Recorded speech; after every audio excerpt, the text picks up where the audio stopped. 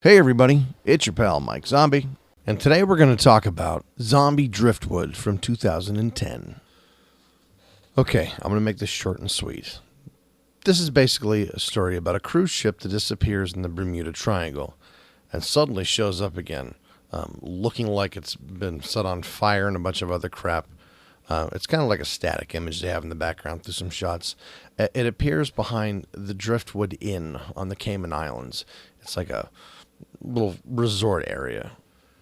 The boat itself is empty, as the Coast Guard says, but the zombies have fallen off into the water. Passengers have fallen off in the water and become zombies and, of course, wash up and eat everything in sight. This is one of those movies where they try to be funny with, hey, the zombies are doing silly things, or they're like us. They're playing music. They're part of a band. They can dance. They're directing a film. Not so much my thing. I'm not saying this can't be done in a funny way. It certainly could, I guess. And other movies have kind of shown the silly side of being a zombie, but this movie just doesn't do it for me. It's got good stuff. It's got decent cameras. It's got decent music. The acting, I'm going to say, though, kind of boring. It's all right. It's not, it's not the, oh my goodness, there's a zombie overacting kind of stuff. It just seems like people that know each other talking to each other, which is fine.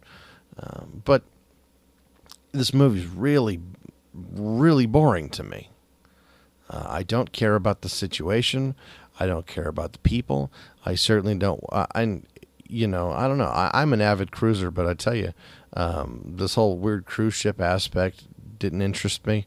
The music is kind of a little loud and aggressive, which I like that kind of music, but it actually kind of overrides some of the dialogue. It's tough to hear what's going on. Of course, the zombies love heavy metal music, and they love headbanging on the beach. Thank goodness. So when the apocalypse comes, walk around the freaking boombox and just play Slayer, apparently. That's all I really need to do. It's a bad movie. It really is. But it's got good production, which is kind of weird.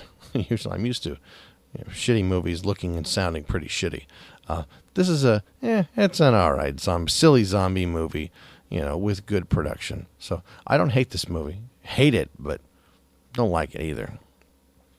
Trying to think of something positive to say about this movie besides the credits at the end saying that I've been released. Anyway, it's not a good movie. It's not the worst I've seen, especially not as of late, but it certainly isn't all that good. But it has surprisingly good production value for a movie that's not that entertaining. Anyway. All right, folks. Enjoy the film. Have a nice week. Play nice and all that good stuff. And you know what?